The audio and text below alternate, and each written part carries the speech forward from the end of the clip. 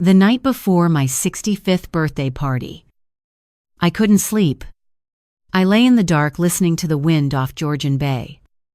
The same wind that had rattled these windows for 32 years. Ever since Robert and I bought this house in Collingwood, the summer our son was 8 years old. I told myself the restlessness was excitement. A party the next evening. 60 guests.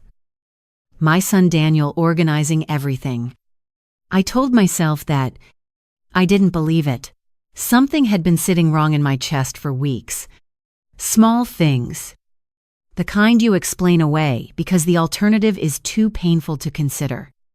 I got up at 5, made tea, and stood at the kitchen window watching the bay turn gray in the early light. The party was set for Saturday evening at Cranberry Resort, the same venue where Robert and I had celebrated our 30th anniversary. Daniel had chosen it. He said he remembered how much I loved the view of the ski hills in the summer green. He said he wanted it to feel like a gift. That afternoon, I drove into town to pick up the alterations on the dress I was wearing that evening, a deep burgundy wrap dress I'd bought at a small boutique on Hurontario Street called Maison Colette. The owner, Sylvie Beaumont, had been fitting my clothes for 11 years. She was 72. French-Canadian, with silver hair cut close and eyes that didn't miss much. When I pushed open the door, the little brass bell above it chimed. Sylvie appeared from the back and her face stopped me. She was pale. Margaret. She came around the counter quickly, her voice barely above a whisper. Is anyone with you, no? I came alone. She looked past me through the front window at the street. Then back at me. Come. She took my arm and walked me toward the back of the shop, past the fitting rooms and the rack of autumn coats, to a small storage room I had never been inside. Bolts of fabric on shelves. A single bulb overhead. She pulled the door, almost closed behind us, and turned off the light. Sylvie. What? She pressed one finger to her lips. Voices. Coming through the wall from the office next door, an insurance brokerage that shared the building. The wall was thin. I'd never noticed before. A man's voice first. Confident. Unhurried. The power of attorney amendment is on page 4. She won't read it carefully. She'll assume it's the same document she reviewed in March. I stopped breathing. A woman's voice. Younger. My daughter-in-law. And if she does read it, the man again. She won't. Daniel's going to hand it to her with the birthday cards. She'll be emotional. Distracted. That's the whole point of the party. Daniel's voice, then my son's voice, and it was the quietest thing I had ever heard in my life. She trusts me. That's what makes it work. The room tilted. Another voice. Professional. Measured. I've prepared the capacity assessment. I can file it Monday morning. Once it's on record, the transfer of fiduciary authority to the numbered company proceeds automatically. You're looking at 48 hours. Maximum. I recognize that voice. Dr. Philip Hartley. My family physician for 9 years. The man who had called me after Robert's stroke. The man who sat with me in the hospital hallway while I waited for news. The voices continued, something about a numbered corporation, a real estate portfolio, a transfer timeline. Sylvie's hand found mine in the dark. Her fingers were cold. She squeezed hard. I bit down on the inside of my cheek. They were talking about me. My son, my daughter-in-law, my doctor, and a fourth man I couldn't yet place. They were talking about my home, my practice, the investment properties Robert and I had spent 30 years building. They were going to hand me papers at my own birthday party and take everything while I was surrounded by people I loved and too overwhelmed to think clearly. Chairs scraped. Footsteps. A door, Silence. Sylvie turned on the light. Her eyes were wet. They were here Thursday as well. She whispered. Same conversation. Different details. I didn't know if I should. I didn't want to be wrong. You're not wrong. Margaret. What are you going to do? I looked at her. This woman who had known my measurements, my moods, and my history for over a decade, who had just handed me the most important information of my life in a dark storage room full of fabric bolts. I need my dress. I said. She blinked. Then she disappeared into the back and returned with the garment bag. I took it and looped it over my arm. Thank you. Sylvie. Margaret, I'll be all right. I walked out into the September afternoon. The main street of Collingwood was busy with weekend tourists, cyclists, a family buying ice cream at the corner shop. Everyone looked ordinary. I crossed to my car, laid the garment bag across the back seat, and sat behind the wheel. I looked at the dress in the rearview mirror. My son was going to hand me papers at my birthday party. I had 19 hours. I didn't start the engine right away. I sat in the quiet and let it settle over me, not the shock that had already passed into something colder and clearer, but the history, because you can't understand what was happening to me without understanding what had come before. Robert Ashford died on a Thursday in November. 4 years ago. A second stroke. Massive.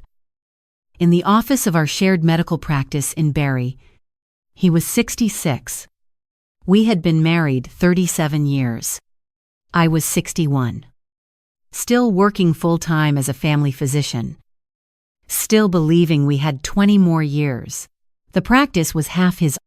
We had built it together from a 2-room clinic in 1992 to a 4-physician group with a patient roster of 4,000. When he died, I bought out his share from the estate, took on a second physician, and kept going. What else do? You keep going. Daniel was 34 when his father died. He flew in from Vancouver, where he and his wife Kristen had been living for 5 years. He stayed for 3 weeks. He was kind. He was present. He held my hand at the funeral, and I genuinely thought that the worst thing had already happened. He moved back to Ontario the following spring. He said he wanted to be closer. He and Kristen bought a house in Barrie, 20 minutes from me. I was grateful. I told people how lucky I was to have a son who came home. Kristen was pleasant enough, careful. The kind of person who was always slightly more interested in your assets than your afternoon. I noticed it, but I explained it away. The way you do with a daughter-in-law. Because you want peace, and you love your son. It started slowly. A comment here and there from Daniel. Mom, you've been forgetting things at work. He'd heard from someone. A patient mention. Are you sure you're not overdoing it? And then Dr. Hartley. At my annual physical in January, I've noticed some processing delays in our conversations. Margaret, I think we should monitor things. I left that appointment unsettled. I had not noticed any delays. But he was my doctor. I wrote it down in my calendar and I started watching myself. In March, Daniel asked me to sign a consolidated estate document. He had hired an estate lawyer. He said, just to get my affairs in order. He put a thick envelope on my kitchen table. I looked at it, and I felt a faint wrongness that I couldn't name. So I told him I'd have my own lawyer review it first. He smiled and said, of course. 2 weeks later, Kristen called to say the lawyer needed it back to make some revisions. I hadn't had it reviewed yet. I gave it back. I told myself I'd ask for a new copy. I never received one. I drove to the office of Claire Fontaine on Dunlop Street. She was a family law and estate lawyer, sharp and quiet. And she had handled Robert's estate with precision. Her assistant had gone for the day. but Claire was at her desk. When she saw my face at the door, she stood up. "Margaret, come in." I sat across from her and I told her everything, the voices through the wall, the power of attorney amendment. "Dr. Hartley." My son's voice saying that's what makes it work. I told her about March, the envelope I never had reviewed. She pulled up her notepad. "Do you have anything in writing?" "Not yet. Sylvie may have more." She heard the conversation Thursday as well. "We need her statement." Claire paused. "Margaret, if what you're describing is accurate, this is elder financial abuse under the Ontario Seniors Care Act and the Criminal Code, power of attorney fraud, conspiracy, possible physician misconduct. This is not a family disagreement." "I know. If Dr. Plem Hartley files a fabricated capacity assessment, we can challenge it. But we need to move before Monday morning." "How much time?" "If the transfer is set to execute automatically and they mentioned 48 hours, that puts us at Sunday night, possibly Monday at dawn. We need an emergency application to freeze your accounts and invalidate any document you sign tonight before a court can review it. Can you do that by tomorrow evening?" "Yes. But I need something else." She reached into her desk drawer and produced a card. "Thomas Brideau. He's a fraud investigator. Retired RCMP. Works out of Barrie now. If there's a financial trail, the numbered corporation, where the money was supposed to go, he'll find it. And we'll need it to build a criminal case." I took the card. Just a name and a phone number. The same as always. Claire. I looked at her. "My son is involved." She met my eyes steadily. "I know. Are you prepared for what that means?" I wasn't but I said yes. Thomas Brideau answered on the second ring. Retired RCMP. Just as Claire had said, 64, broad-shouldered, with the kind of voice that stayed level regardless of what you told it. We met at a Tim Hortons on Bayfield Street at 9 o'clock. He ordered black coffee and didn't touch it. I told him everything from the beginning. He wrote in a small notebook, clean, efficient lines. No recorder. When I finished, he looked up. The fourth voice. The one you didn't recognize. I couldn't place him. Male? You said. Professional. He mentioned a numbered corporation and a capacity assessment filing. Yes. Not Hartley. No. Different voice. Younger. I think. More deliberate. Thomas made a note. Could be the estate lawyer they hired in March. Or someone from the numbered company. He flipped a page. Tell me about your assets. I walked him through it. The practice. Valued at approximately $1. 4 millions. The house in Collingwood. Purchased for $340. Null Zoll. 1991. Now worth roughly $1. 1 million. 3 rental properties in Barrie that Robert and I had acquired between 2005 and 2014. Combined value approximately $2. 3 millions. The investment portfolio Robert had left me, managed through TD Wealth. Just under 800. Ling ling ling. Total. Somewhere in the range of $5. 6 millions. Thomas wrote the numbers carefully. That's a significant estate. He said, Yes. And your son is the named executor? In my current will? Yes. He closed the notebook. The numbered corporation. Do you know anything about it? When it was incorporated, nothing. I'll find it. Give me until noon tomorrow. He stood and dropped a 20 on the table. Go home. Try to get some rest. I drove home along the lakeshore. the water black and still beside the road. I lay on top of the covers, fully dressed, and stared at the ceiling. The party was in 20 hours. Thomas texted at 6:45 in the morning. Found the numbered company. 1, 2, 4, 7, 8, 3, 6, Ontario Inc. Incorporated February 14th. 2 directors. Go to Claire's office at 9. I was already awake. I showered, made coffee, and stood at the window in the early light, looking at the bay. The water was calm. Robert had loved mornings like this. I know. I told him silently. I know. At 9. Claire's office. Thomas laid 3 folders on the conference table. He was organized the way investigators are: no drama. Just sequence. Start with the numbered company, he said. I opened the first folder. 1, 2, 4, 7, 8, 3, 6. Ontario Inc. Incorporated February 14th of this year. Registered in Ontario. 2 directors, Daniel Ashford, my son, and a man named Gregory Foss, a financial advisor who had left TD Wealth under undisclosed circumstances in 2021, Gregory Foss. Thomas said, is the 4th voice. He's been running a similar operation for at least 3 years.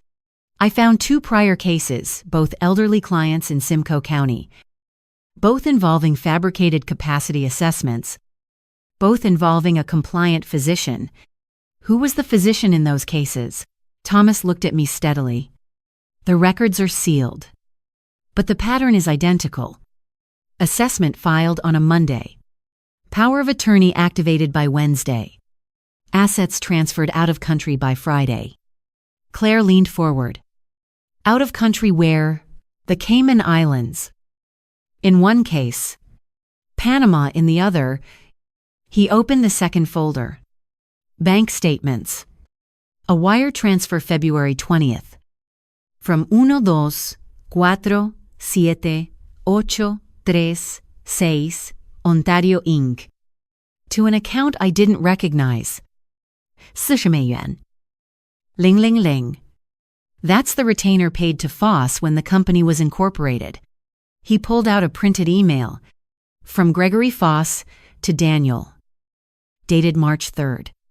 The subject line read Ashford Phase 1. I didn't read the body aloud. I didn't need to. Claire read it and set it down carefully. That's conspiracy, she said quietly. Thomas opened the 3rd folder. Dr. Philip Hartley. He spread 3 documents across the table. 2 prior complaints to the College of Physicians and Surgeons of Ontario, both dismissed for insufficient evidence. 1 civil lawsuit, settled confidentially in 2020. In each case, the pattern is the same. Elderly patient. Fabricated cognitive assessment. Family member with power of attorney. And an outside financial advisor facilitating the transfer. I looked at the names of the prior patients. A woman in Midland. 78 years old. A retired school teacher in Aurelia. 81. I didn't know them, but I could see their lives in those pages, decades of careful work, stripped away in a week. How much did Hartley receive? I asked. $25,000 in the first case. $30,000 in the second. Thomas paused. Your estate is considerably larger. The application to freeze the accounts, Claire said. I filed it this morning. Emergency basis. Judge Patterson signed it at 8:45. All accounts associated with 1247836 Ontario Inc. are frozen. As of this moment, your personal accounts have a protective order in place. Nothing can be transferred without court approval. I closed my eyes briefly. There's one more thing, Thomas said. The woman in Aurelia. Eleanor Marsh. She's still alive. Her granddaughter fought back, hired a private investigator, challenged the capacity assessment, got Hartley's findings overturned. The case never made it to criminal court. But Eleanor is willing to speak. She'll give a video statement tonight if you need it. I thought of Eleanor Marsh in Aurelia. Whatever her house looked like, whatever she had lost and kept, 81 years old and still willing, tell her yes. I said. The plan was assembled in Claire's boardroom that afternoon. Claire, Thomas, my colleague Dr. F.U. Stad, Anita Rajan, who had agreed to provide an independent cognitive assessment on record, and my oldest friend Patricia, who had known me since nursing school and would act as a witness. The party would proceed. 60 guests. 7 o'clock. Cranberry Resort. Daniel would present me with papers during the gift portion of the evening. As planned. He did not know we knew. At 8:15, before the papers were presented, I would speak. Thomas had contacted the Ontario Provincial Police Financial Crimes Unit. 2 plainclothes officers would be present as guests. Gregory Foss was already under surveillance. An arrest warrant for Dr. Hartley was being prepared pending my statement. Your son, Claire said carefully. The evidence suggests he was the initiator, not just a participant. You need to be prepared. I know what I need to be prepared for. She nodded once and moved on. That evening, I dressed in the burgundy wrap dress in my bedroom at home. And I stood at the mirror for a long time. I thought about Robert. I thought about the day we opened the practice together. Both of us terrified. 32 years old. Buying, used, examining tables because we couldn't afford new ones. I thought about Daniel at 8. Learning to skate on Georgian Bay. Falling down and getting up and falling down again. Laughing the whole time. That boy was still in there somewhere. I had to believe that. I also had to save everything he was about to destroy. I picked up my clutch and walked out the door. The resort looked beautiful. Candles. White flowers. A string quartet playing in the corner of the banquet room. 60 people who had known me for years, colleagues. Neighbors. Patients who had become friends. My sister flying in from Halifax. Daniel met me at the door. He was wearing his father's watch. The Seiko that Robert had worn for 20 years. He hugged me and said, "You look wonderful." Mom? I smiled. Thank you for all of this. Kristen air-kissed my cheek. She was wearing a new dress. Her nails were freshly done. She had the look of someone who had been planning something for a long time and was finally within reach of it. I circulated. I laughed at the right moments. I accepted glasses of wine and barely touched them. At 7:30, I spotted Dr. Hartley near the bar, speaking with a man I didn't recognize, thick-set, early 40s. Expensive suit. Gregory Foss. I had seen his photo in Thomas's folder. I turned away before they could see me looking. At 8. The toasts began. Daniel stood first. He spoke about my dedication. My strength after his father's death. How proud Robert would have been. He spoke well. He had always spoken well. I watched him and I felt grief and fury in equal measure. And underneath both of them, the cold, steady calm of someone who has already decided. He ended by saying he had a gift for me. He held up a cream-colored envelope. Mom has done so much for this family. He said, "Tonight, we want to give something back." He brought it to me at the head table. I held it in my hands. I did not open it. "Daniel," I said. "Would you mind if I said a few words first?" He blinked. Of course. I stood, and the room went quiet. I looked out at those 60 faces, colleagues, friends. My sister, with her hand pressed to her collarbone, Patricia's sitting very still near the back, and I took one breath. "Thank you all for being here tonight," I said. 65 years old.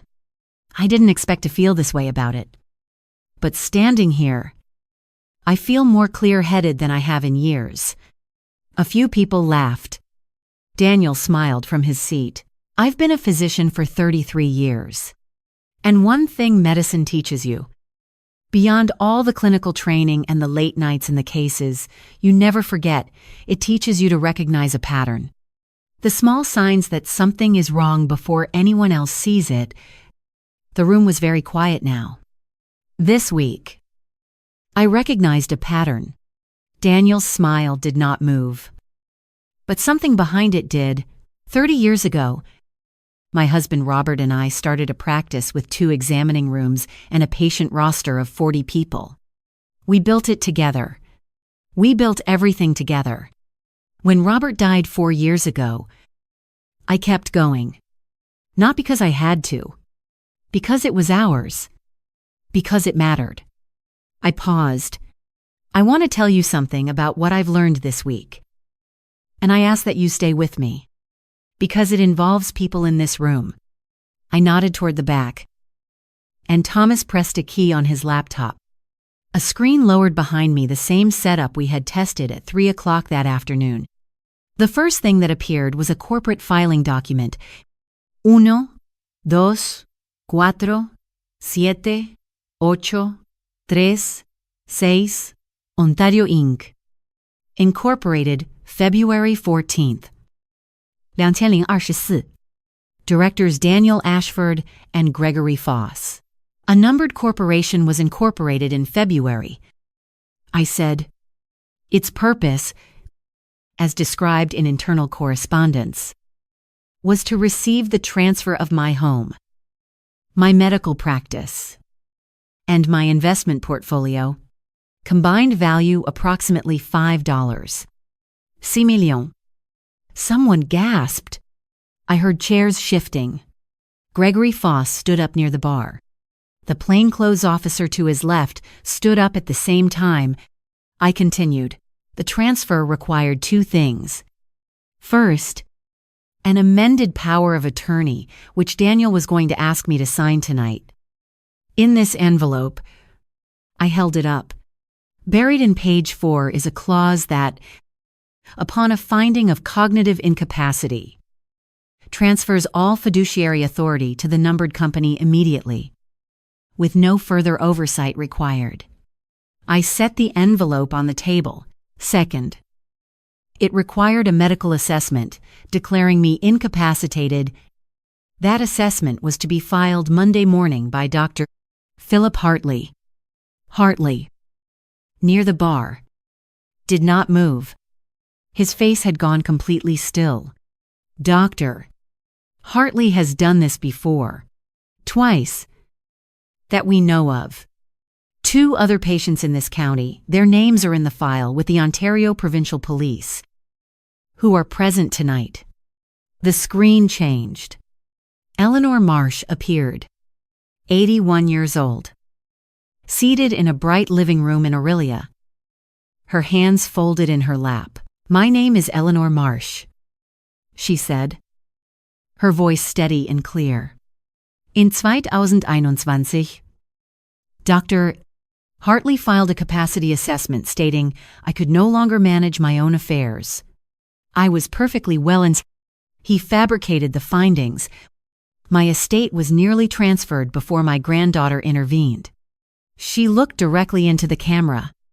"If no one had fought for me, I would have lost my home. I would have died in a facility I did not choose. I am speaking tonight because no one else should go through what I went through." She paused. "Dr. Hartley is not a healer. He is a predator. And he does not work alone." The room erupted. Voices. Chairs scraping back. I raised my hand. The room went quiet. "The person who coordinated this plan," I said, "is a man named Gregory Foss, who is being detained by officers as I speak." I looked at Foss. whose arms were being guided behind his back near the bar. And the person who brought Gregory Foss into my family's life is my son. I looked at Daniel. He was white. Kristen's handfass on his arm. He stared at me across the table, and his face was doing something I had never seen on it before it was collapsing inward. The confidence draining out and leaving something much younger underneath. Daniel. My voice did not waver. I need you to tell the truth now. He told it haltingly. In pieces. Sitting at the table while 60 people watched. Kristen tried to speak twice, and the officer near the wall, a woman, quietly positioned beside the emergency exit, stepped closer both times. The story was this. The idea had not been Daniel's at the beginning. Gregory Foss had approached him through a financial referral network 18 months ago, identifying him as the adult child of a widowed physician with significant assets. Foss had framed it initially as estate optimization, a way to protect my assets from probate, from taxation, from the vulnerability of solo ownership in old age. He had been persuasive. He had been patient. By March, Daniel understood what it really was. He had signed the corporate documents anyway. Why? Someone called from the tables.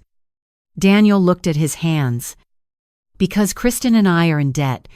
Serious debt. I made investments, bad ones, and I borrowed against them. And I borrowed more. And it got to a point where he stopped. Kristen said his name sharply. He ignored her. It got to a point where I couldn't tell my mother. I couldn't ask her. She would have helped, and I couldn't stand that she would have to help me again. And Foss said this way, she would never know. She'd be taken care of. It would look like estate planning. He stopped again. She'd be taken care of. My sister repeated from her table. Her voice quiet and incredulous. The plainclothes officer approached Daniel. Mr. Ashford, I need you to come with me. Daniel stood. He looked at me one last time. Mom! I know. I said, go. They let him out. Doctor. Hartley followed with the second officer. Still not speaking. His head down. Gregory Foss was already outside. Kristen sat alone at the table.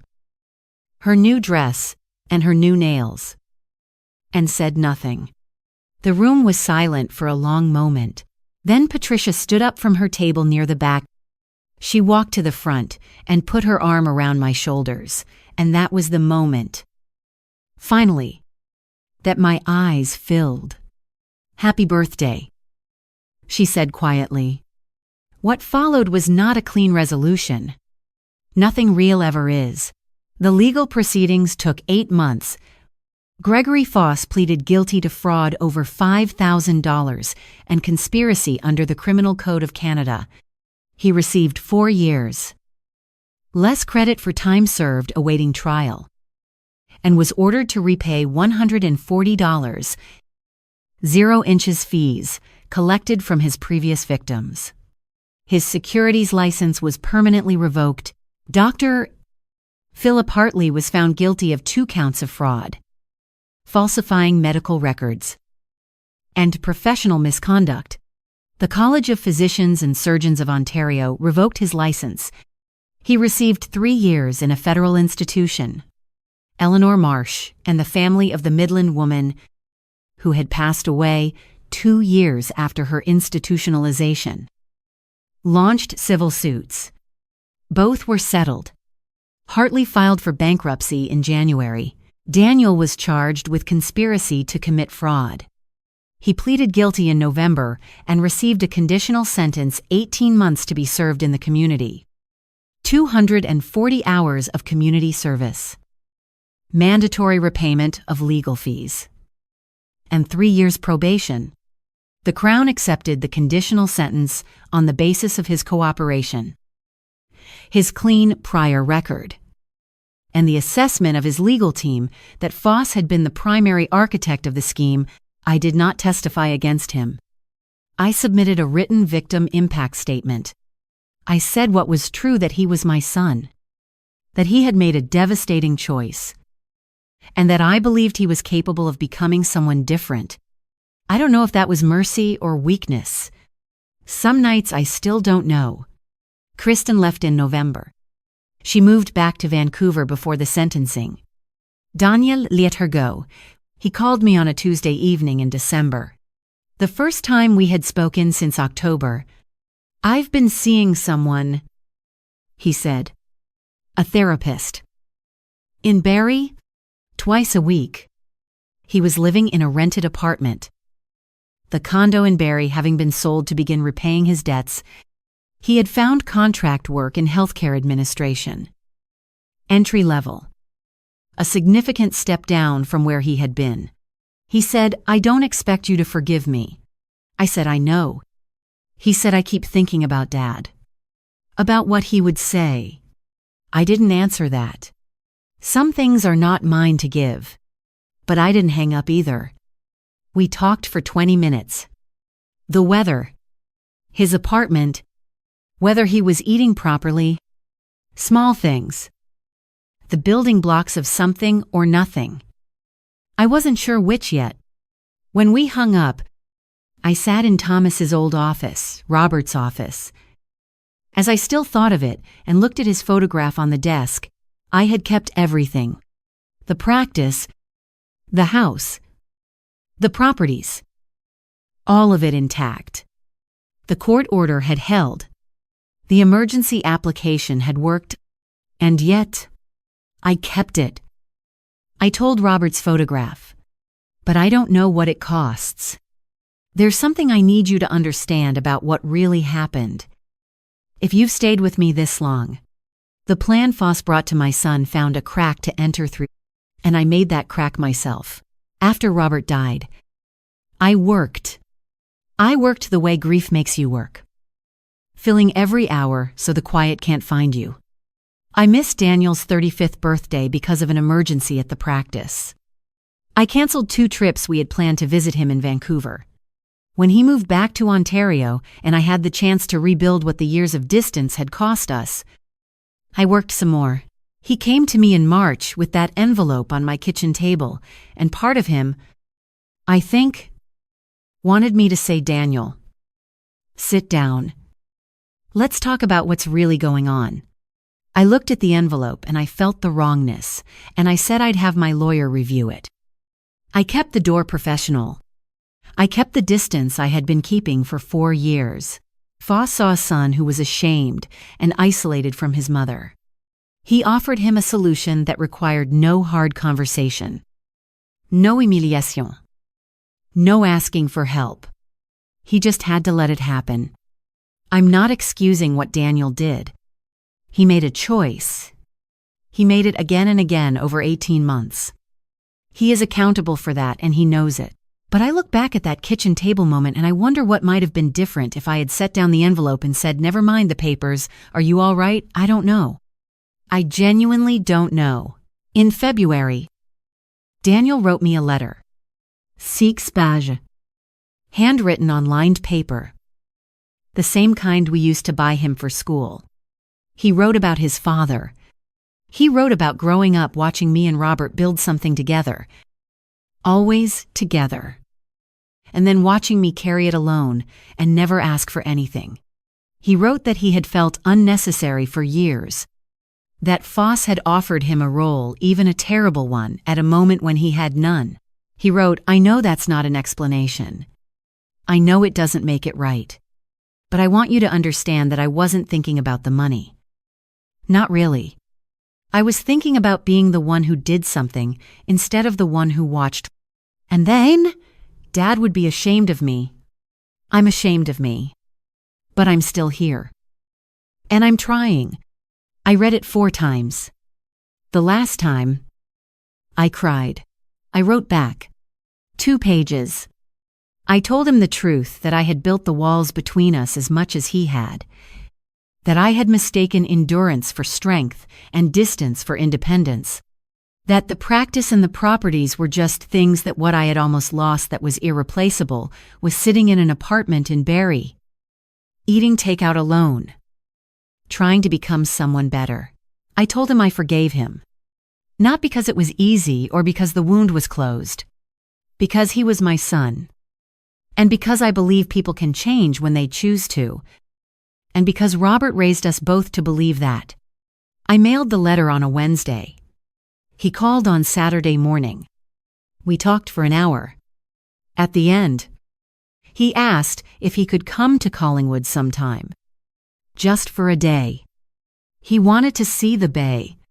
He wanted to sit at the kitchen table where he'd grown up. I said yes. He came on a Sunday in March. The ice just beginning to break up on Georgian Bay. We had coffee. We walked along the waterfront in the cold. We didn't talk about the case or the money or Foss or Hartley. We talked about his father. We talked about a fishing trip the three of us had taken in 2005. The one where Daniel caught a lake trout the size of his arm and Robert nearly fell out of the boat laughing. We stood at the water and watched the ice shift. It wasn't repaired. Not yet. Maybe not for a long time. But it was a beginning. And I had lived long enough to know that beginnings are enough if you're willing to do the work. Sylvie called me in April. She had received a letter from the Ontario government. An acknowledgement of her witness statement in the Foss case, and a note that her testimony had been instrumental in establishing the pattern of conduct. She called to tell me then she was framing it. I laughed. Genuinely. For the first time in months. You saved my life. I told her. I only opened a door. She said, you walked through it yourself. That is what I want to leave you with. If you've listened to this whole story and you're thinking about someone in your life who might be in a similar position, a parent, a grandparent, a neighbor who lives alone and has more than anyone around them knows, the crack is always there first. The isolation comes before the theft. The small comments about memory and capability. The gentle steering away from trusted advisors.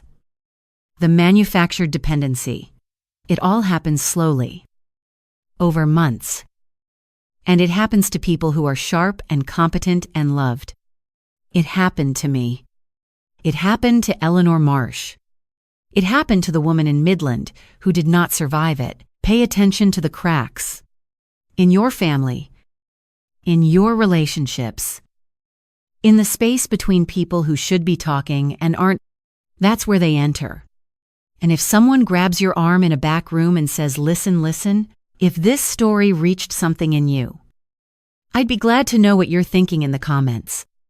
Whether you would have done what I did. Or whether you would have made a different choice. And if you know someone who might need to hear this, please share it. Some stories travel for a reason. Thank you for staying with me all the way to the end.